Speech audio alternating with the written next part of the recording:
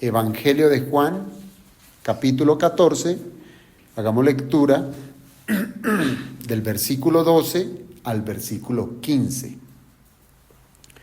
Dice la palabra del Señor: de cierto os digo, el que en mí cree, las obras que yo hago, él las hará también, y aún mayores hará, porque yo voy al Padre, y todo lo que pidiereis al Padre en mi nombre, lo haré, para que el Padre sea glorificado en el Hijo. Si algo pidiereis en mi nombre, yo lo haré. Si me amáis, guardad mis mandamientos. Amado Señor, te damos gracias nuevamente. No cesaremos de hacerlo, amado Padre, porque de lo que necesitamos, tú nos das. Tu palabra, tu sabiduría, el buen consejo, la exhortación, el ánimo, todo desde tu palabra revelada en la Escritura. Y es allí, amado Dios, donde encontramos nuestro mayor tesoro, a tu Cristo, al amado, a nuestro Salvador, quien descendió del cielo, dejando su gloria, para hacerse uno igual a nosotros, para venir y hablarnos de ti, para mostrarnos el camino que es Él, que nos lleva directo a tu diestra. Y hoy, Padre de la Gloria, hemos de rogarte que hables a nuestro corazón, que tu palabra sea esa lumbrera que disipe toda tiniebla, que disipe las dudas. Y si hasta el día de hoy hemos sido desobedientes, oh amado Señor, que tu palabra hoy nos convenza de la importancia de la obediencia a tus mandatos, a tu palabra. Te lo rogamos, amado Señor, orando en Cristo Jesús. Amén. Podemos tomar asiento, hermanos.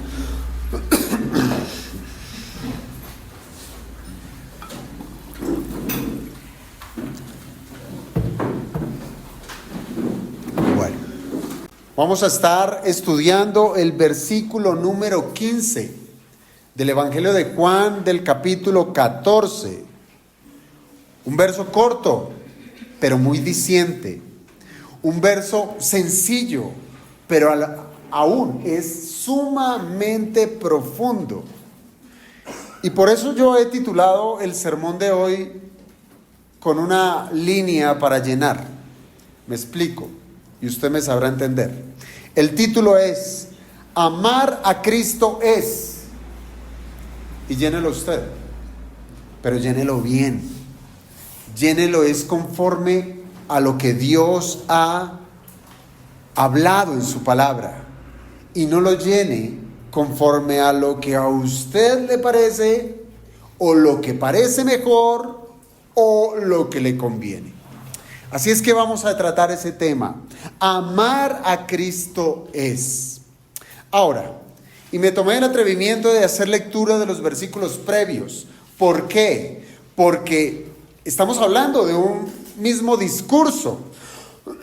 En un discurso que el Señor Jesucristo ha tenido para con los suyos, esos 11 hombres que estaban allí agolpados en ese aposento en donde participaron de la última cena, de la última Pascua que el Señor disfrutó para con los suyos.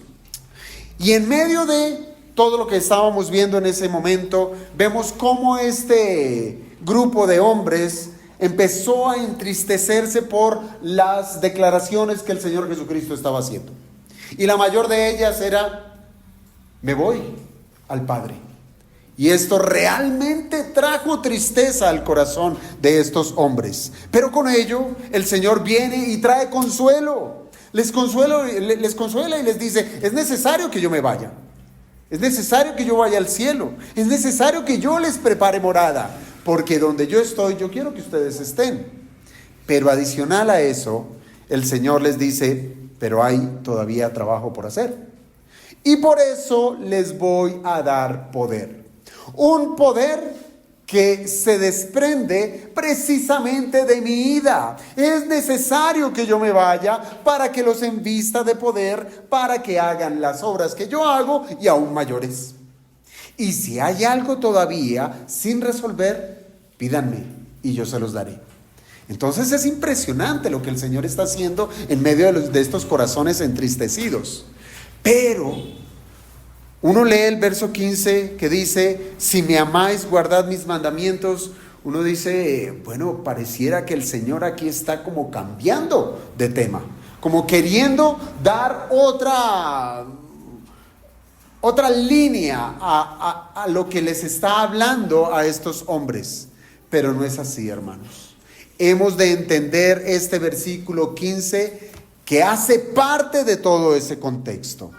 El Señor Jesucristo, si usted lo nota, en este mismo evangelio ya nos había enseñado acerca del asunto del amor.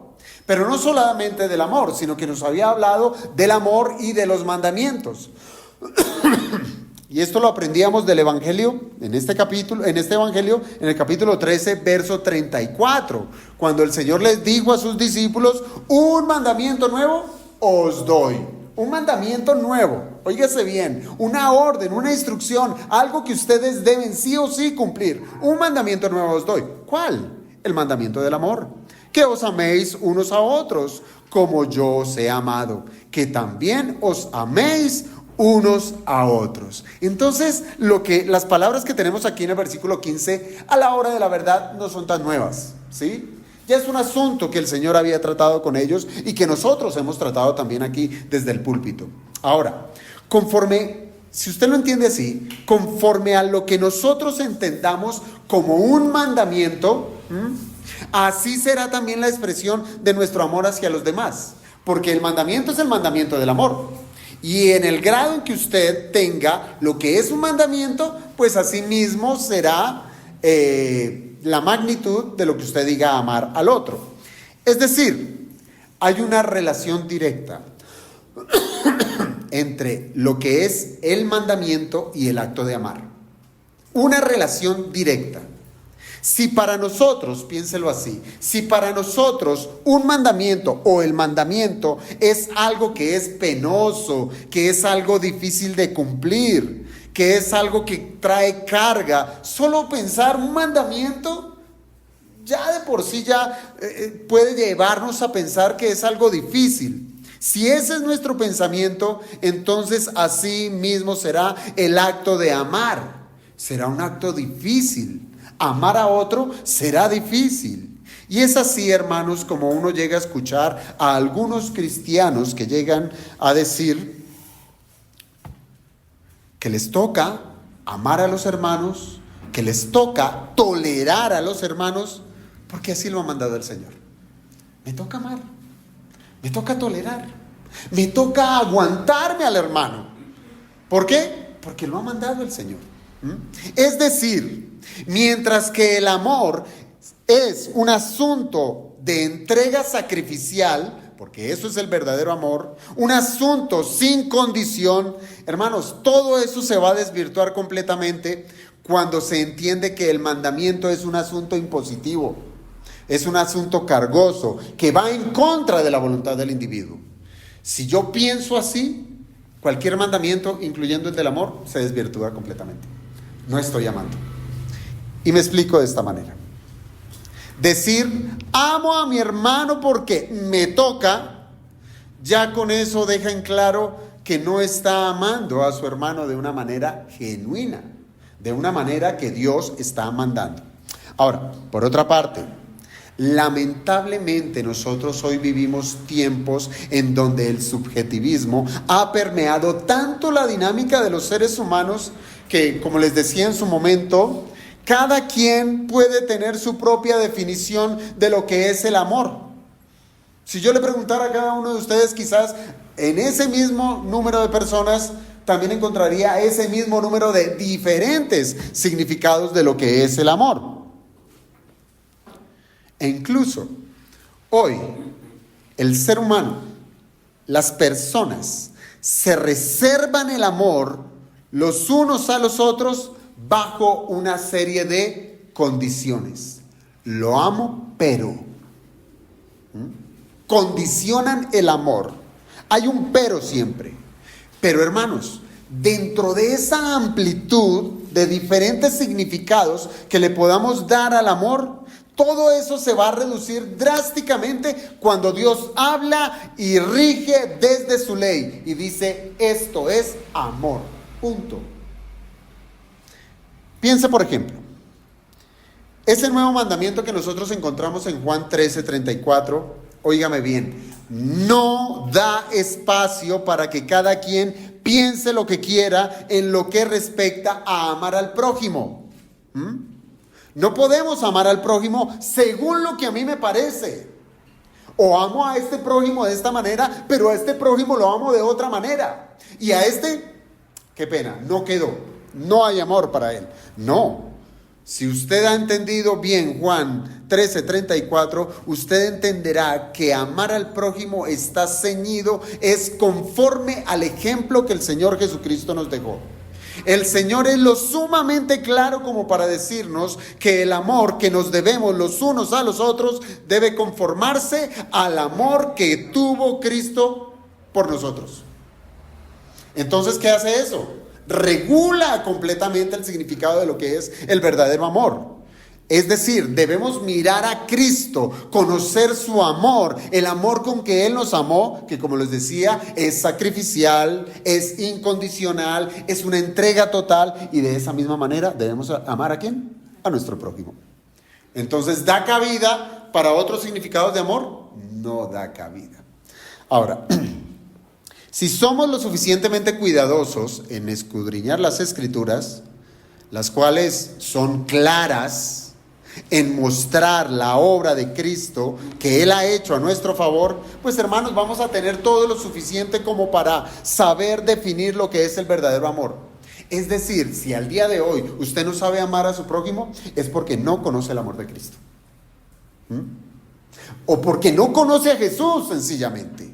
Ahora, véalo en el sentido contrario. Si hoy no sabemos cómo amar a nuestro prójimo, sencillamente es porque no sabemos del amor de Cristo para con nosotros. Y si esto es una realidad, entonces esto significa que no hemos experimentado la salvación. No ha sabido qué es ser amado. Y aunque hoy no vamos a hablar del amor al prójimo, la Biblia nos obliga a que volviéramos a considerar el asunto del amor, pero ahora direccionado a otra persona. Ya no es al prójimo, sino el Señor nos está diciendo aquí en el versículo 15 de Juan 14 que ahora debemos centrar o poner nuestra disposición en el amor que le debemos a Cristo. Entonces, si no aprendimos a amar al prójimo, ¿qué esperamos de amar a Cristo? Esto, hermanos, entonces nos va a llevar a responder una serie de preguntas. ¿Verdaderamente yo amo a mi Señor? ¿Verdaderamente amo a mi Señor? ¿O cómo podemos saber si mi amor a Cristo es genuino? ¿O somos de aquellos que divagamos en definir lo que mejor nos parece, lo que es amar a Jesucristo? Es más, a nuestro Señor le podemos amar como mejor nos parezca, siempre y cuando lo hagamos con la mejor de las intenciones. Hermanos, espero que el día de hoy podamos resolver estas preguntas. Yo no sé, y esto se lo digo a manera de ejemplo, yo no sé qué pensaría su cónyuge, para los que estamos casados, que además, piénselo, es un ejemplo hipotético. Su cónyuge es diabético, ¿sí? Y bueno, en mi caso, lo pienso yo como varón. Ella no solamente tiene diabetes, sino que tiene una repulsión por todo lo que tiene azúcar. No le gusta el azúcar. Y yo, tan dedicado, tan querido, me propongo en expresar mi amor llevándole chocolates, llevándole almendras caramelizadas y todo tipo de dulces. ¿Cómo lo ve? Usted podrá estar convencido que está demostrando amor, pero yo pregunto, ¿eso mismo lo puede decir su esposa? ¿Sí? Yo puedo estar convencido, de que estoy amando. Yo puedo estar convencido de que estoy dando lo mejor. Pero si he gastado todos mis ahorros para rendir. Pero si eso no le gusta, ¿estoy amando?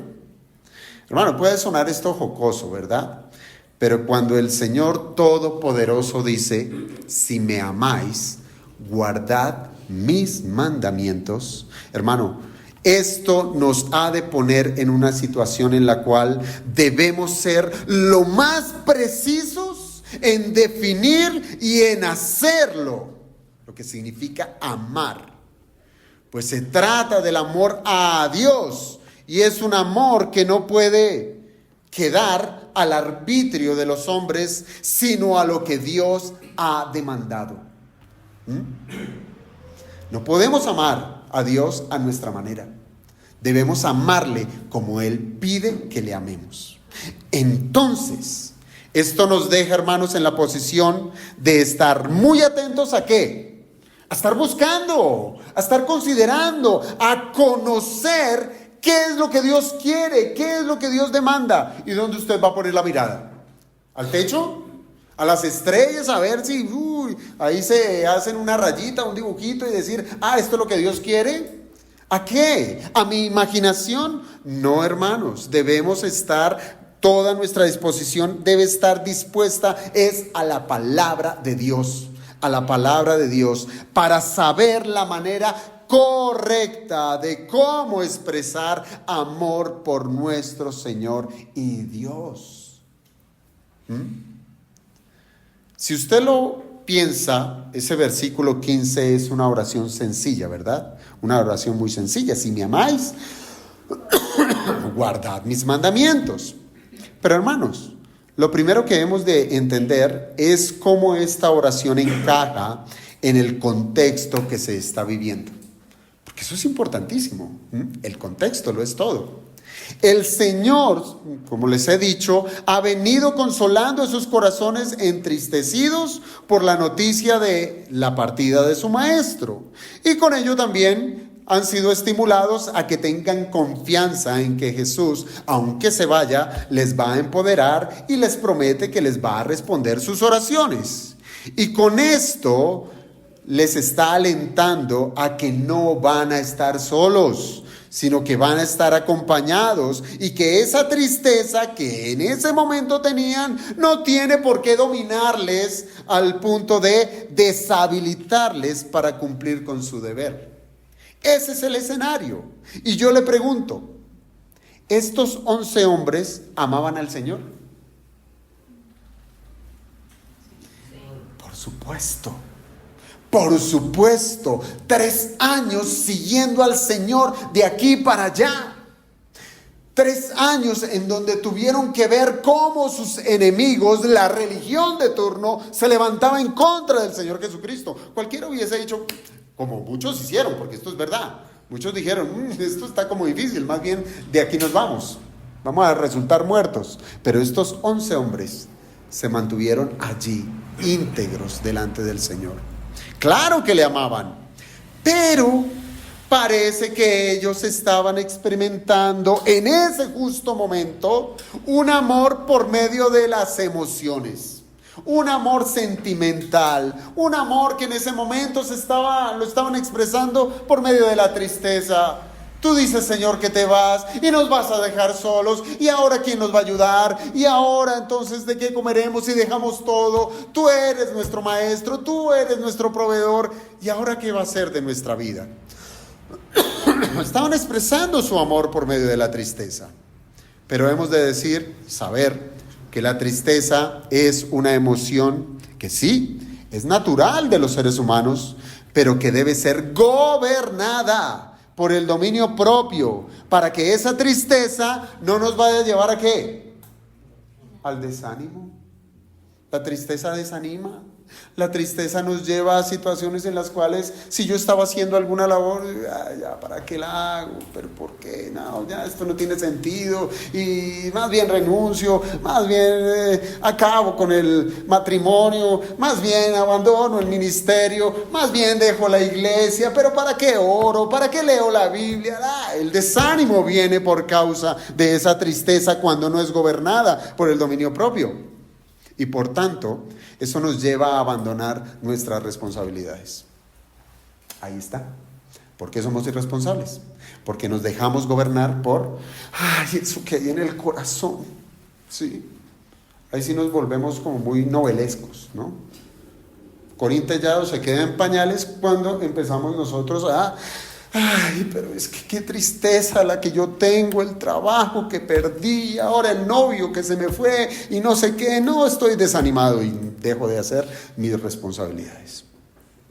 Hermano, una tristeza que cobra impulso puede resultar en una gran depresión, Insisto en que la tristeza no es en sí misma mala, no. Pues hace parte de la forma en que Dios nos creó. Nosotros somos seres sensibles. Cuando nos ocurren cosas buenas, ¿qué pasa? Nos alegramos, ¿verdad? Pero cuando experimentamos algo malo, ¿qué pasa? Experimentamos la tristeza. Viene nuestra experiencia, ¿verdad? Es natural. El problema está cuando no hay límites para las emociones y cuando la tristeza embarga el corazón del hombre. Corremos allí peligros de hacer lo indebido, o mejor dicho, corremos el peligro de dejar de hacer lo que es debido. Eso es lo que sucede. ¿Recuerdan al entristecido Elías? ¿Cierto? Este Elías, quien sumido en el miedo por lo que lo estaban buscando para matarlo, ¿cuál fue su reacción? Su reacción fue huir al desierto. Y es interesante. Tiene miedo porque lo van a matar, pero va y se oculta con un deseo de morirse. Entonces déjese de encontrar y ya, solucionado el problema. ¿Sí? Este hombre se agotó completamente, se agotó físicamente, se agotó emocionalmente. Y una sensación de inutilidad lo cubrió. ¿Dónde estaba el poderoso Elías? ¿Dónde estaba aquel que se enfrentó a los profetas de Baal? ¿Dónde estaba? Oculto, con miedo, aterrorizado, sus rodillas paralizadas completamente. Ahora, lleve ese miedo al corazón de esos 11 hombres que estaban con el Señor, porque prácticamente eso era lo que estaba sucediendo. Entienda, esos 11 hombres que estaban allí con el Señor fueron elegidos por Jesucristo para que fueran sus apóstoles. El Señor no los llevó allí para, tan tristes, vamos a celebrar una cena para ver si animamos, cuando menos su estómago en ese momento. No, el Señor eligió a esos 11 hombres para que fueran sus apóstoles. ¿Esto qué significa? Que los llamó para un oficio en particular, los llamó para trabajar. Ellos tenían una misión importantísima y era la misión de evangelizar al mundo. Y están allí derrotados, entristecidos. Ellos habían sido llamados para enfrentar todo tipo de peligros y serían empoderados para poder hacer frente. Bien dijo el Señor, los envío como ovejas en medio de lobos. El Señor les advirtió. El Señor nunca les quiso suavizar la situación de decir, tranquilos, eso será fácil, ¿sí? Y si alguna cosa pasa, corran aquí que yo los cuido. No, el Señor les dijo, como ovejas en medio de lobos, pero les daré poder. Y todo lo que pidieres en mi nombre, yo se los daré. Y así como esos 11 hombres, amados hermanos, hoy la iglesia militante es tal cual. Cuando nos enfrentamos a nuestros miedos, la iglesia ahora le queda por delante 2 caminos.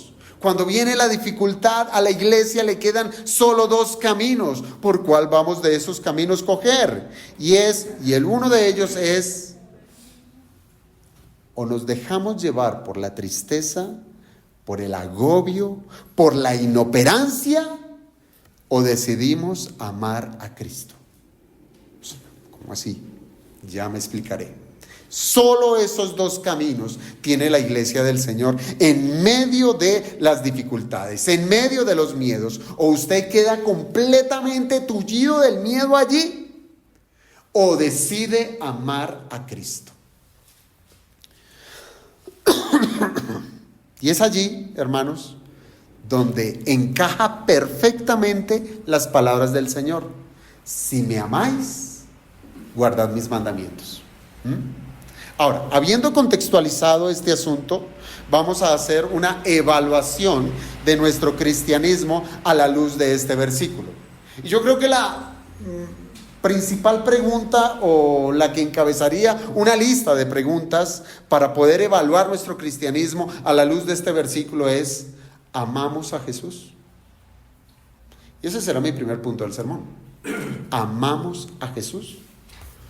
Hermanos, esta pregunta la hago precisamente por la condición que el Señor expone al comienzo del versículo. ¿Cuál es la condición? Si me amáis. Si me amáis. Y es de allí donde debiéramos cuestionarnos primeramente: ¿amamos al Señor? Y aquí es muy importante, hermanos, que entendamos el tiempo y el modo del verbo amar. La gramática es importante en este asunto. ¿Cuál es el tiempo verbal? ¿Cuál es el modo en donde el idioma original escribió ese verbo amar? Bueno, el verbo amar está en tiempo presente. Que en el idioma original, entienda esto, significa que se trata de una acción que está en curso. En curso, es decir, que es algo habitual, es algo repetitivo. Es decir, que implica estar amando al Señor.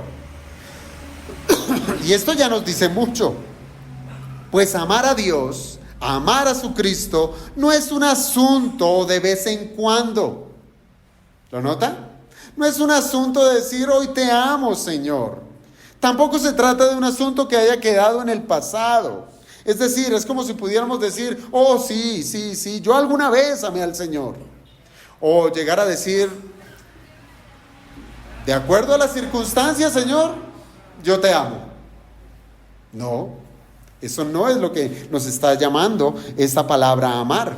El Señor quiere que le amemos permanentemente.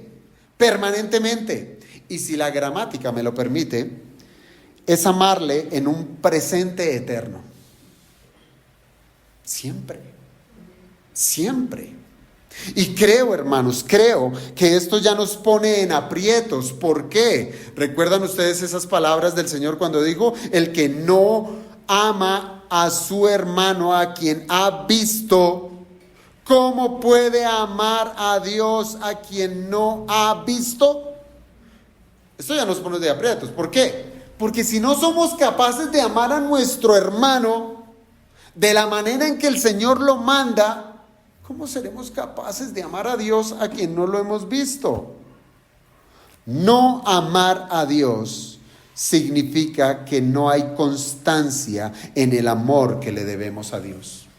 Usted dirá: el impío no ama a Dios. Es verdad, no lo ama, pero es constante aún en eso. En todo momento no lo ama. Pero el cristiano cae en el craso error de amarle de una manera intermitente. Hoy sí, mañana quién sabe, de pronto pasado mañana, pues miremos a ver si en los 15 o en los 20 o qué sé yo. Buscaré la manera de cuándo amar a mi Señor. Pero eso significa no amarle. Y es así, hermanos, como el Señor expone el amor que le debemos a Él a manera de condicional. Una condición: si me amáis, dice el Señor, si me amáis. Es como si dijera: si en verdad me aman continuamente, no parcial, sino como un hábito que es repetitivo, que es constante, que me aman en todo tiempo, sin importar las circunstancias, aún más. sin importar la tristeza que les pueda agobiar mi partida. Si en verdad me aman así. Y es algo que nos está diciendo el Señor hoy a nosotros. Y esto tiene todo el sentido, amados hermanos, porque también a esos discípulos se estaban dejando vencer por la tristeza. Y al igual nos pasa a nosotros, que nos dejamos vencer por circunstancias, por situaciones, por emociones, y pareciera que podemos caer en desistir de amar de la manera correcta a nuestro Señor. Le amamos, pero viene la situación y ya no le amamos, sino que estamos concentrados en ¿qué?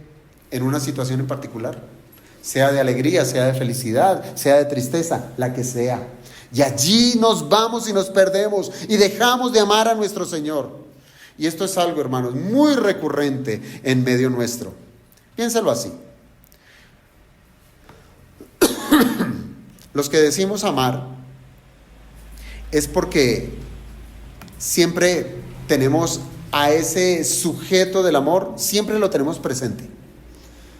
Cuando usted dice amar a alguien, es porque ese sujeto siempre está allí presente. Piense, cuando nos enamoramos de alguien, un ejemplo, esa persona la vemos hasta en la sopa, ¿no es así? ¿O solo me pasó a mí? No creo, ¿verdad? Hasta en la sopa la encontramos. Pensamos en esa persona, hacemos lo posible para agradarle, dedicamos nuestros recursos, dedicamos nuestro tiempo, nuestro dinero, etcétera, todo con el propósito de satisfacer a esa persona que decimos amar. Queremos hacer feliz a quien amamos, pero esa dedicación puede ser perturbada por otros asuntos. Hay algo que se inmiscuyó, que nos hizo perder eso que debe ser habitual, y se rompió y ya no amo. Es decir, es cierto que yo amaba. Y el asunto, hermanos, en el cual esos discípulos estaban cayendo, era la tristeza. Era la tristeza. No es un asunto nuevo entre los hombres, como les digo.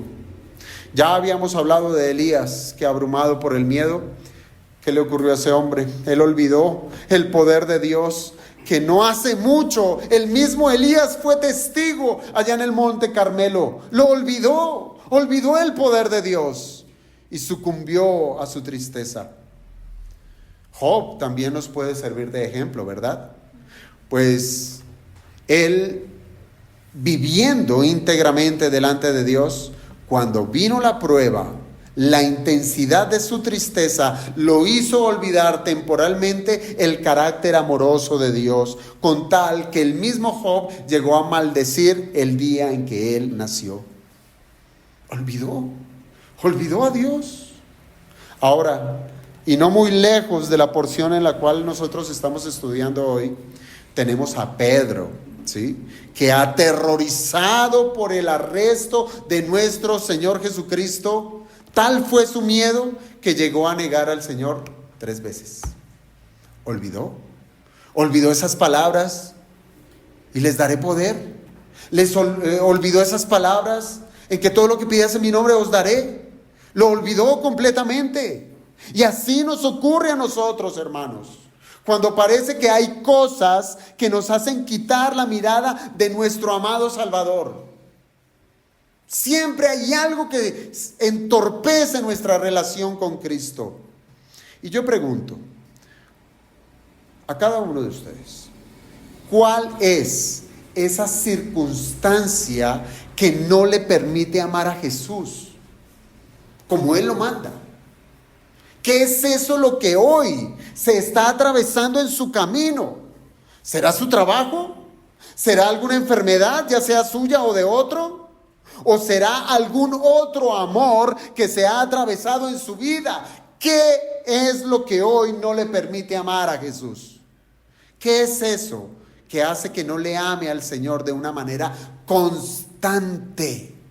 ¿Qué es, hermano? ¿Qué es? Alguno pudiera cuestionar, ¿acaso nuestra vida es solo religión y nada más, pastor? ¿Solo religión? ¿Solo domingo? ¿Acaso no podemos amar a nuestros seres queridos? ¿Acaso no podemos gozar de las cosas de este mundo? Bueno, pues el Señor mismo responde esa pregunta cuando Él dijo, el que ama a padre o a madre más que a mí, no es digno de mí. ¿Cómo la ve? ¿Cómo la ve?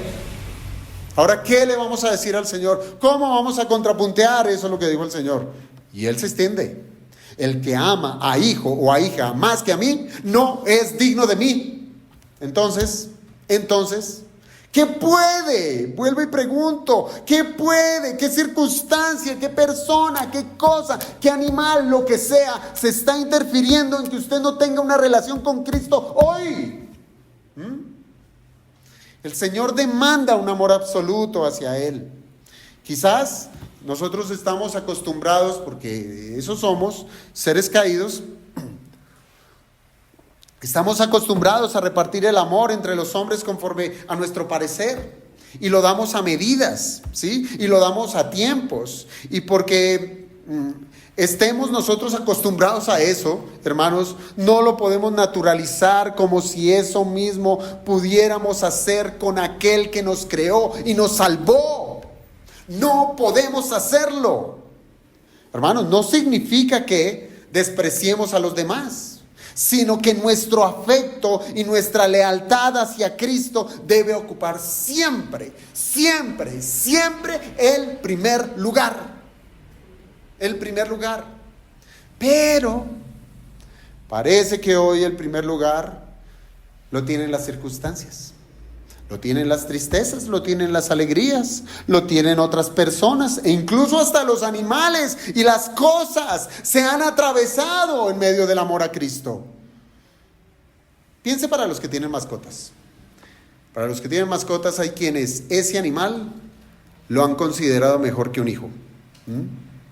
Ahora, ¿qué pudiera esperarse del amor hacia Dios? Hermanos, son cosas que hoy están obstaculizando nuestra relación con aquel que decimos que nos salvó. Hermano, ese trabajo le salvó, ¿sí? En el día del juicio, su jefe va a decir, venga, fulano, yo pago la entrada al cielo por ti. No puede, y ni va a querer, le dará la espalda. ¿O acaso ese grupo de amigos, esas amistades que vamos de paseo, vamos a viajar, vamos a disfrutar la vida, ellos pagarán por su alma en el día final? No puede. Cristo estará allí. He sido yo quien pagué por ti. Eres mío y me debes amor a mí. Pero bueno, ¿qué significa amar a Cristo? Es importante, ¿no? Una pregunta que debe traer a nuestra mente, a nuestra razón. Debiéramos meditar en ello. Hasta el momento nosotros pudiéramos decir que ese amor va más allá de lo que es un sentimiento, ¿cierto? Más allá. Pues el Señor, con esa condicional de si me amáis, está retando a sus discípulos y a nosotros también a que el verdadero amor trasciende la tristeza que ellos tenían en ese momento. Es decir, cuidado, no se queden allí en ese hueco, ¿sí? No es la tristeza. Yo puedo decir, el Señor diciéndoles, yo puedo decirles, lo siento de verdad por el dolor que tienen, pero eso no es todo. No se queden allí. ¿Era una tristeza genuina lo que tenían estos 11 hombres? Sí que lo era. Pero el verdadero amor ha de trascender esas experiencias del momento. Por tanto, si decimos amar a Cristo, hermanos, no podemos caer en el letargo de una circunstancia difícil o cualquiera que sea que nos pueda traer. No podemos caer en un letargo. No nos puede amarrar las manos la situación para amar a Cristo. Pero nuevamente, ¿qué significa amar a Cristo? Y este será nuestro segundo punto del sermón. Y es conforme a lo que dice la segunda parte del versículo: guardad mis mandamientos. ¿Qué es esto? Las evidencias del amor a Cristo. Las evidencias. Hermanos, mire, guardad mis mandamientos. Con esas palabras, el Señor está ayudándonos a que sepamos discernir lo que es el verdadero amor. Lo que es el verdadero amor hacia Él. Los discípulos deberían abandonar la tristeza o cualquier situación emocional desmedida que les pudiera causar esa inoperancia, ese letargo, a ser desobedientes a la voluntad objetiva, clara y explícita de Cristo, que ahora ha sido consignada en la Biblia.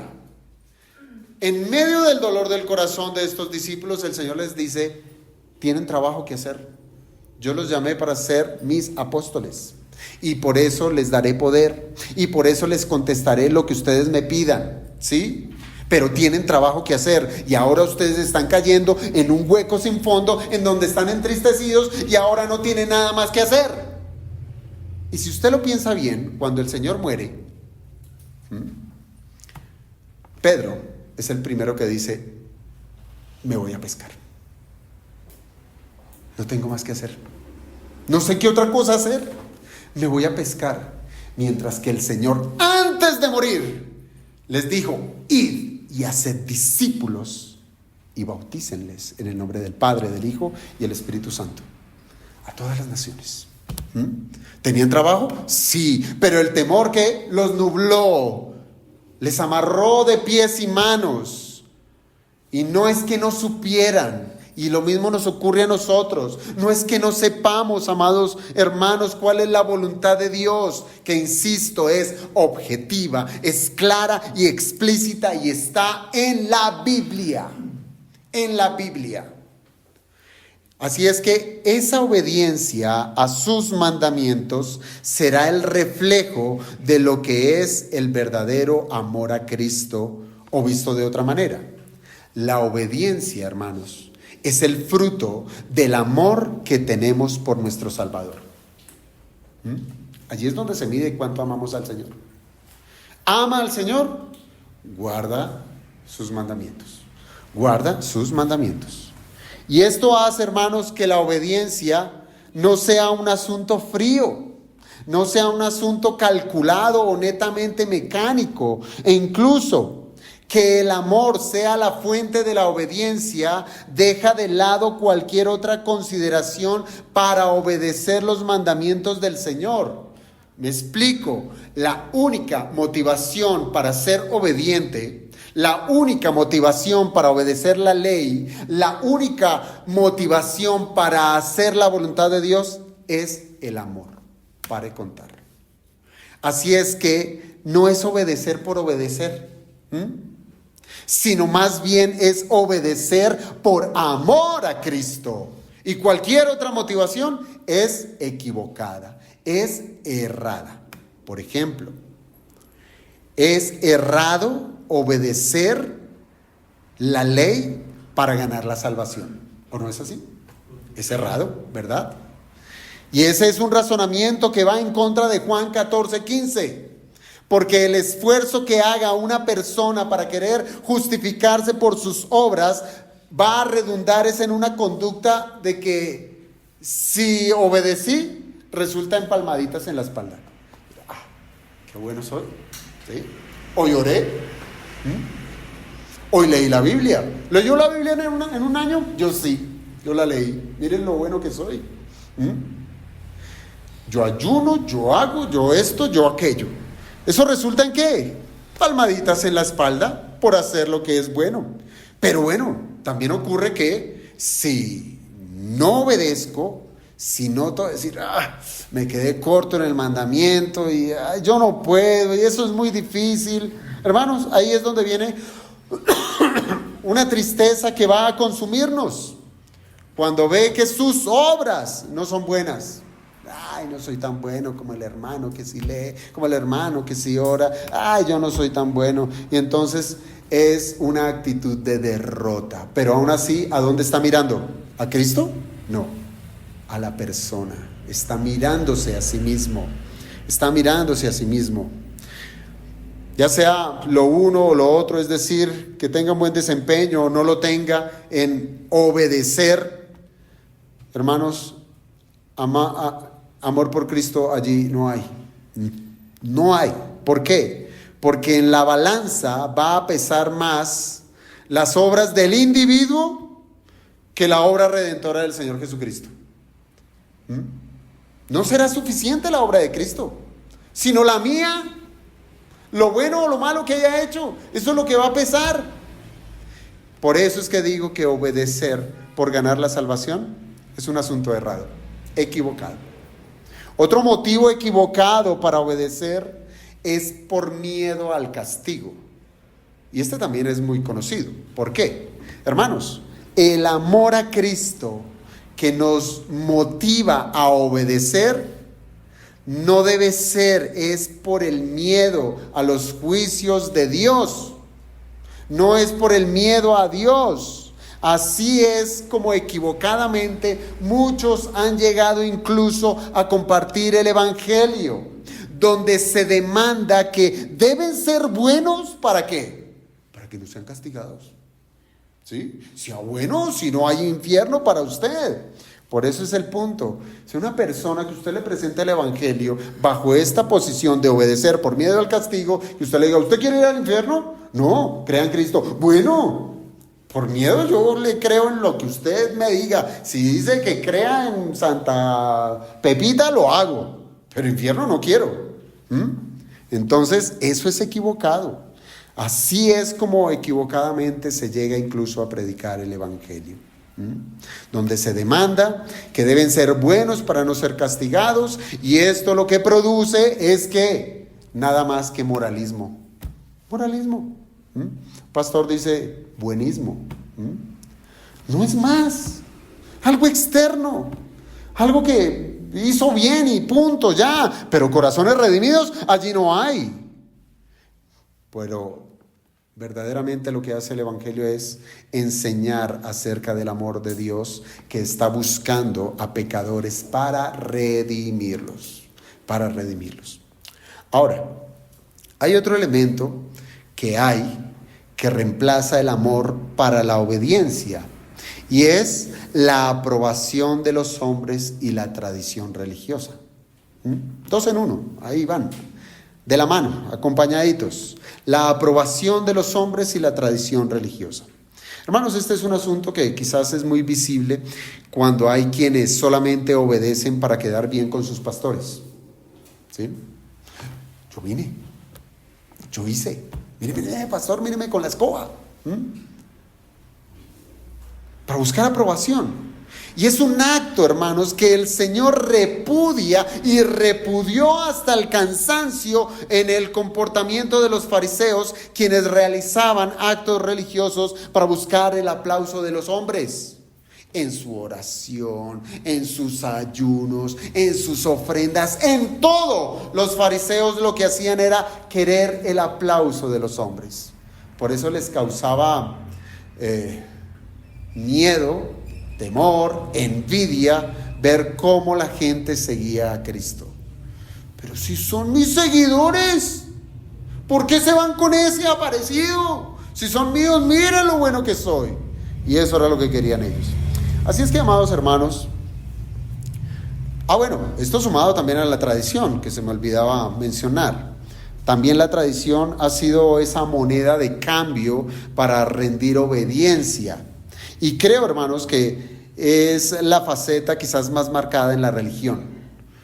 Pues hay quienes obedecen simplemente ¿por qué? Es que así siempre lo hemos hecho. Aquí en la iglesia siempre ha sido así y siempre tiene que ser así. ¿Por qué? Porque así siempre ha sido hecho. Y eso no es otra cosa, hermanos, que una obediencia superficial que saca a la luz la ausencia de una verdadera transformación del interior, del corazón. Y escuche muy bien lo que dice Dios de esa obediencia. Isaías 29:13. El Señor les dice: porque este pueblo se acerca a mí con su boca. ¿Religiosos? Sí. ¿Alabando? Sí. Y con sus labios me honra. Pero su corazón, ¿dónde está? Lejos, lejos de mí. Y su temor de mí no es más que un mandamiento de hombres que les ha sido enseñado. ¿Tienen que ir a la iglesia? Sí, tenemos que ir a la iglesia. ¿Tienen que orar? Sí, tenemos que orar. Pero ¿de dónde nace ese cumplimiento? ¿De dónde nace esa obediencia? ¿Del temor a los hombres o de la tradición? pero no del amor que le debemos a Cristo. Esto lo leí de Isaías 29:13. Hermanos, y lo que el Señor nos está mandando hoy es que la obediencia que le rindamos debe ser exclusivamente el fruto del amor. Esa debe ser nuestro examen el día de hoy. ¿De dónde sale la obediencia que le damos al Señor? Claro, muchas veces una obediencia parcializada. ¿De dónde nace? ¿Del amor o de todo esto que les estaba diciendo? Y esto solamente, hermanos, será posible de rendir una obediencia como fruto del amor. Esto solamente será posible para aquellos que han sido regenerados, para los que verdaderamente el Señor les ha transformado, esos que el Señor les ha quitado ese corazón de piedra y le ha cambiado ese corazón por uno de carne, por un corazón sensible. Personas sensibles a Cristo, personas sensibles a su obra, personas que ahora aman y desean conocer a Cristo como su único y suficiente Salvador y lo darían todo. ¿Recuerdan la parábola de aquel hombre que cavó y encontró un tesoro? ¿Qué hizo? Lo vendió todo. Todo lo vendió, todo lo vendió para comprar ese terreno y quedarse con ese tesoro. ¿Ese es el amor que usted tiene por Cristo? ¿Que es capaz de dejarlo todo por Cristo? Ay, amado, eso es lo que demanda el Señor. Así es que el amor al Señor va más allá de un sentimiento que nos hace hablar cosas bonitas acerca del Señor. El amor tiene que ver con una profunda convicción, con una profunda devoción que afecta toda la vida del cristiano. Y es así que ese amor no se queda solamente en palabras, ¿no? Sino que busca la manera correcta de expresarse. ¿Cómo? De expresarse en alabanzas, en acciones de gracia, en adoración, en entrega total, como dice Pablo, como un sacrificio vivo. Nos entregamos todo al Señor. Y cada una de estas cosas, alabanza, acciones de gracia, acciones, entrega total, sacrificial, etcétera, ¿usted dónde lo encuentra? En la Biblia. Porque así lo ha mandado el Señor. Cada una de estas cosas Dios las pide de sus redimidos. Por tanto, hermanos, la obediencia a sus mandamientos lo reúne todo en la expresión de nuestro amor por Él. Esto es lo que significa, amados hermanos, si me amáis, guardad mis mandamientos. Ahora, si el amor a Cristo debe ser un asunto continuo y no ocasional, así como así mismo ha de ser la obediencia. ¿Cómo? Una obediencia continua y no ocasional. Hermanos, el Señor no quiere una obediencia parcializada, ¿no? Pues eso resulta en una obediencia por conveniencia. Una obediencia parcializada puede resultar en una obediencia por conveniencia. ¿Por qué? Hermanos, obedecemos cuando necesitamos al Señor. ¿No es conveniencia? ¿No es parcializado? ¿No es en el momento indicado? Voy al Señor y le amo. Eso es una obediencia cuando le necesitamos a Él, cuando necesitamos un favor, cuando vemos que las cosas que están saliendo, se están saliendo de nuestro control, cuando el día no pinta bien, es allí donde vamos y buscamos a Dios y le amamos. Pero cuando las cosas marchan conforme a nuestro gusto, ¿qué ocurre? Ya no somos obedientes. Ya no somos obedientes. Esto es ser parcial, esto es ser inconstante, esto es ser conveniente. Yo le pregunto, ¿ha pensado en las consecuencias de ese tipo de obediencia parcializada? Pues por gracia, todo por gracia, el Señor me ha perdonado y incluso esto. Hermanos, hay consecuencias, hay consecuencias. Basta con ver, por ejemplo, la desgracia que le vino al rey Saúl. ¿Se acuerda? Dios le ordenó a Saúl, siendo su rey, él lo llamó para ser rey, pero Dios le manda que destruyera completamente a los amalecitas. Pero el sabio Saúl le pareció mejor perdonarle la vida al rey. Le perdonó la vida al rey y se quedó con lo mejor del ganado del rey, de ese reino. Y claro, para justificarse, Saúl, ¿qué hizo? Él quiso ofrecer de ese ganado sacrificios a Dios. ¿Y Dios qué hizo? Lo rechazó. Lo rechazó. Rechazó su desobediencia. ¿Y qué dijo? ¿Qué dijo el Señor? Porque como pecado de adivinación es la rebelión, que ese es el pecado que estaba cometiendo, rebelión, y como ídolos e idolatría, la obstinación, lo acusó de rebelde y de obstinado. Y sigue diciendo, por cuanto tú desechaste la palabra de Jehová, Él también te ha desechado para que no seas rey. Primero de Samuel 15:23. ¿Hay consecuencias? Sí, sí hay consecuencias. Así como cuando uno peca, siempre traerá una consecuencia. Siempre, siempre. Y la desobediencia es pecado. Ahora, esto en el caso de Saúl, pero usted dirá, yo no soy rey, ¿sí? Y a mí no me han mandado esa tarea de ir a destrozar todo un pueblo y acabar con todos, que yo digo, es difícil. ¿Quién pudiera hacer eso? Yo soy un simple mortal, pero cuidado, porque como dice la Escritura, el amor al dinero es la raíz de todos los males, y es allí donde está nuestra piedra de tropiezo. Y también quiero citar precisamente esa desobediencia, la desobediencia de ese joven rico, ¿sí? Jesús le pidió a ese joven rico que vendiera todo lo que tenía y que lo repartiera a los pobres y que luego le siguiera. El creador, el soberano, el que tiene toda la vida en su mano, que es la vida en sí misma, que da vida al muerto. Él le pidió a ese joven rico, vende todo y sígueme. Y este joven sacó a relucir su teología. Dijo, Señor, claro que todos los mandamientos yo los he cumplido. Y sacó los que él cumplía seguramente hasta ese momento, los que él había obedecido.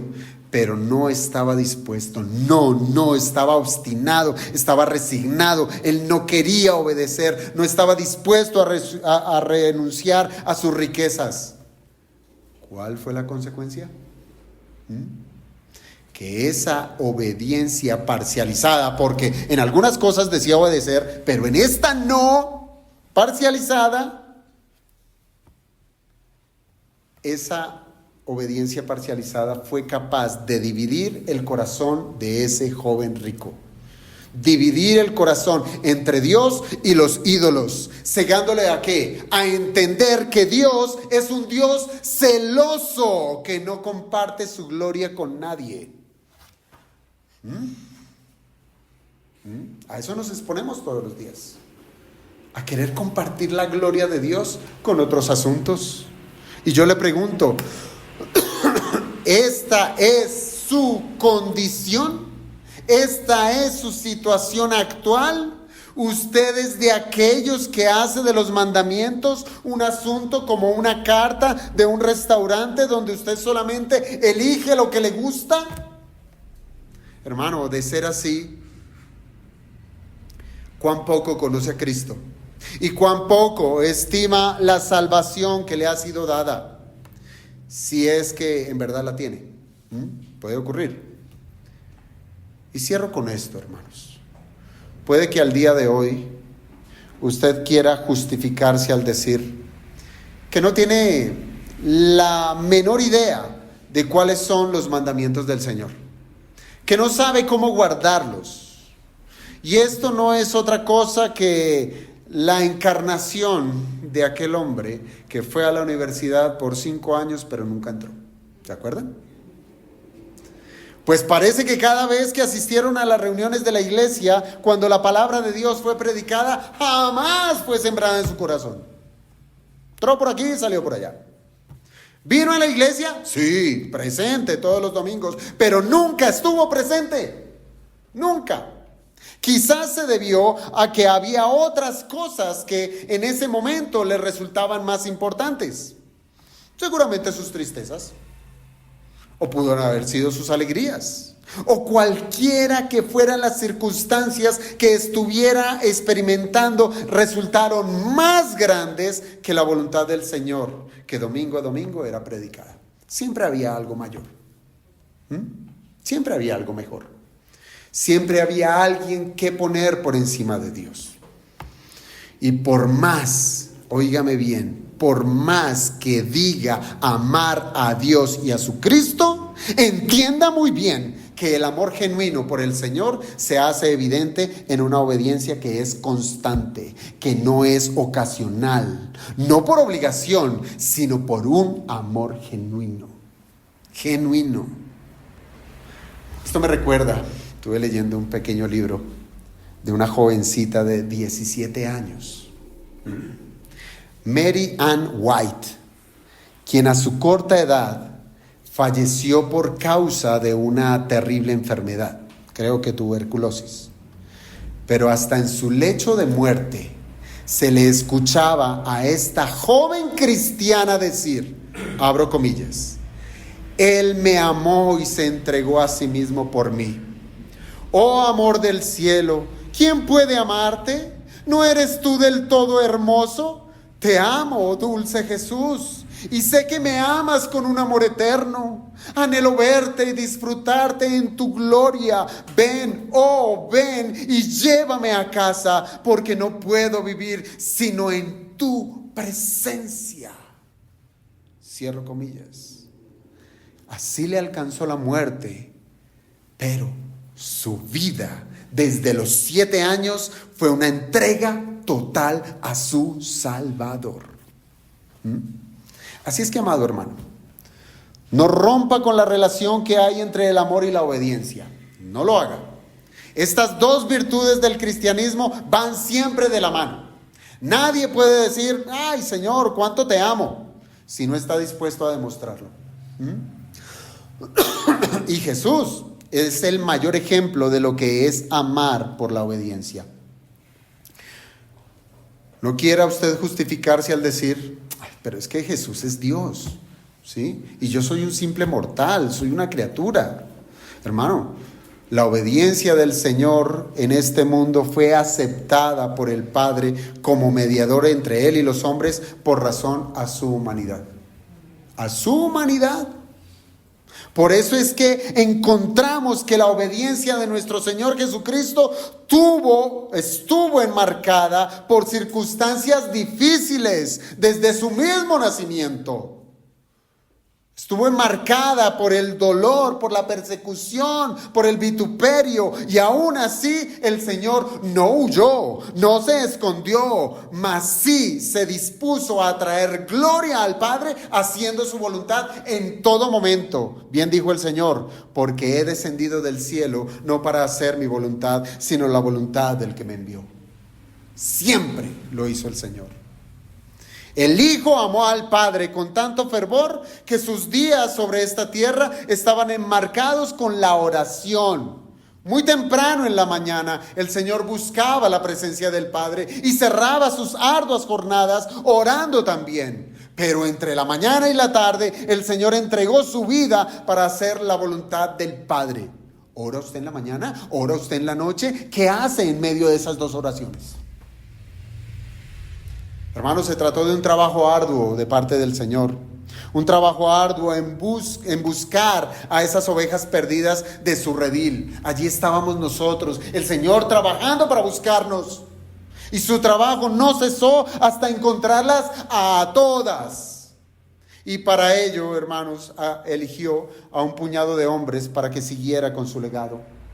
En ese momento eran 11 11 hombres que debían replicar la misión de Cristo, predicando el Evangelio hasta lo último de la tierra. Y es así, amado hermano, que la misión de Cristo, que es la voluntad del Padre y que resulta en la expresión del más perfecto amor, ahora nos es conferida a nosotros. A nosotros, que en lugar de entumecernos en nuestras circunstancias, es nuestro deber amar al Señor cumpliendo con sus requerimientos. Examinemos, hermanos, nuestro amor por Cristo y entendamos que Juan 14:15 es un llamado urgente a que vivamos la fe que nos fue dada de una manera visible en nuestras vidas. Puede que hasta el día de hoy seamos hallados siendo mediocres en nuestra obediencia. No oramos, no leemos la Biblia, no somos buenos administradores de los recursos, no amamos al prójimo conforme a la segunda tabla de la ley, y lo que es peor, decimos amar a Dios, pero violamos los 4 primeros mandamientos de la ley moral. Nos hacemos ídolos, nos hincamos a ellos, usamos el nombre de Dios en vano y no guardamos el día de reposo. Pero yo te amo, Señor, yo te amo. Es ahí donde debiéramos nosotros recapacitar, siendo objetivos con cada uno de los mandamientos. Pues fácil es decir, Señor, te amo. ¿No le resulta fácil? Es muy fácil decir, Señor, te amo. Pero no es compatible con los ídolos que nos hemos erigido, a los cuales nos hincamos y le rendimos la gloria que solo le pertenece al único y verdadero Dios. Pregunto, ¿cómo podemos decirle al Señor que le amamos si nuestras vidas son tan egoístas que solo hay tiempo para lo que es nuestro y no para Él? ¿Cómo podemos decir, Jesús, te amo, si no estamos dispuestos a obedecer su palabra? O nuestra fe está siendo ahogada por los afanes de la vida, o sencillamente no sabemos del amor de Cristo en la redención. Pero, sea lo uno o sea lo otro, para ambos grupos está un llamado al arrepentimiento. Es día de arrepentirnos, hermanos, porque hemos blasfemado el nombre del Señor, diciendo que le amamos y portamos el título de cristiano, pero no lo manifestamos en nuestra obediencia. Así es que el Señor tenga misericordia de nosotros, de hincar nuestro corazón delante de Él y pedirle perdón. Un perdón sentido, un perdón de verdadero arrepentimiento que nos haga cambiar nuestra manera de pensar, que ya no usemos la ley a nuestro acomodo, sino que estemos en la disposición, Señor, como lo decía Agustín, pide lo que quieras, pero dame lo que pides. Necesitamos de su gracia para poder obedecer sus mandamientos. Vamos a orar.